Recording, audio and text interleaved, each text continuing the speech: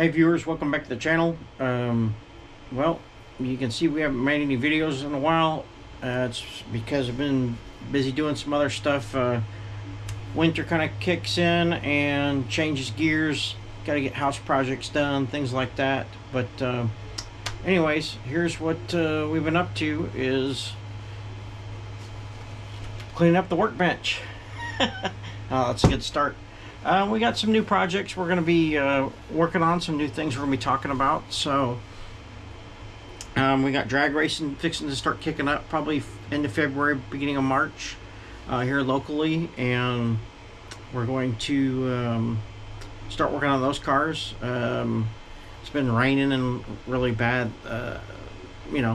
winter weather outside, so start working on some of the speed run stuff. Been doing some testing here and there of things, but not really any runs themselves that are meant to try to catch records. As you guys know, that costs too much. A set of tires every time you go out try to do speed runs, and a set of batteries every 10 runs, it gets expensive really quick.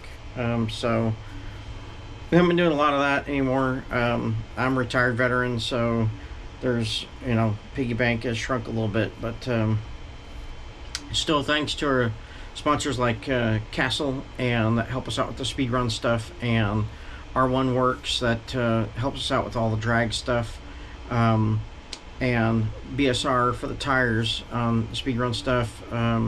We have a lot of other guys that help us out, like Raz from Perfect Pass,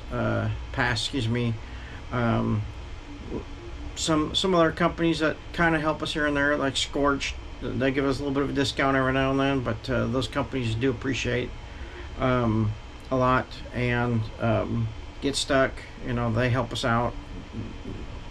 These guys all have awesome products. Everybody's kind of in their own little lane, so everything's different for us, and we keep them that way for a reason in our family.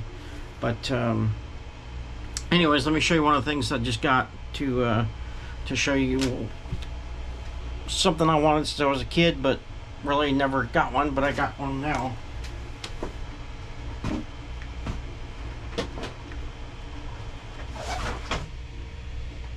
Here she is.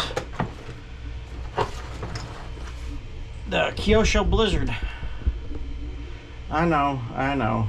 It's not a drag car. It's not a speed run car. It was just something to play with. I don't know. So you can, here's my thoughts behind it. It don't snow here much in Arkansas, but I can put an FPV on the top of this thing here and sit inside the house and plow the front driveway for my wife or whoever else wants it done. But anyways, this thing comes with a little, I ain't seen a battery like this, guys, since I was running the Kyosho Optima back in the day. That's old school right there. So we're gonna have to do some upgrading on this thing eventually. Not right now though. There's a lot of things you can do with these things, by the way. Thingiverse has a ton of parts you can print, things like that.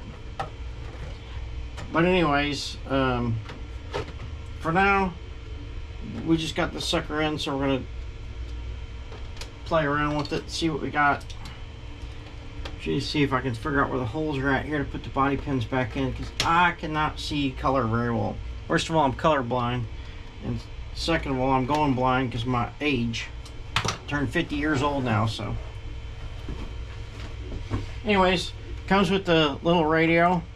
Really, it's a little 4-channel, but doesn't really do much other than forward and back for the tracks, and then up and down for the blade here.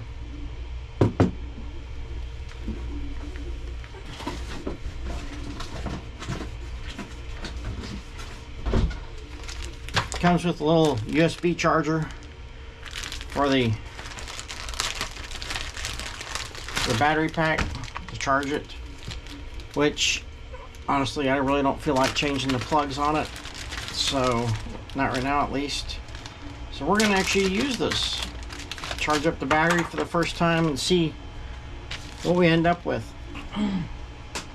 The only really options I found on there was some Kyosho chrome,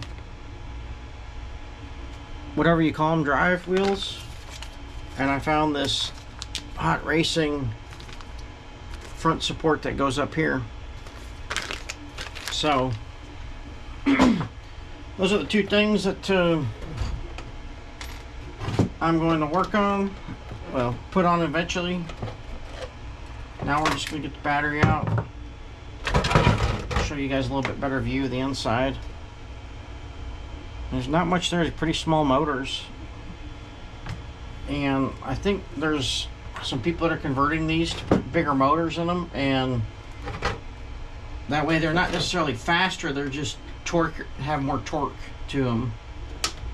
So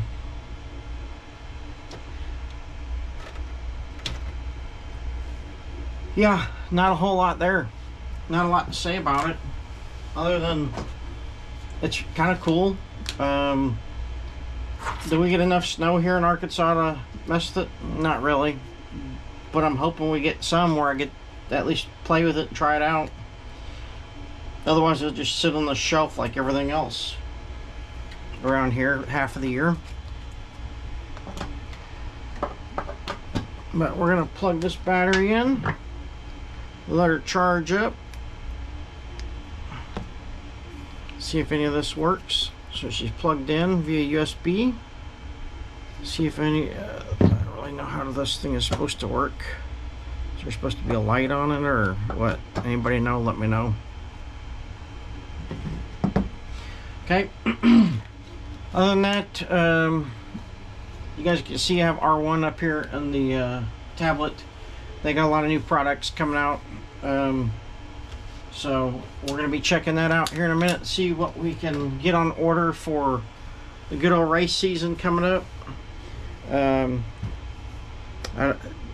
Weather is going to depend on what racing we go to do and when.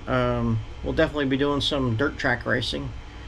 We got the sprints ready, running the custom work sprints, building my own custom sprint car with my own chassis out of a B7, so that's gonna be interesting. Not super sure how that's gonna work out yet, but we'll get it figured out. We always do.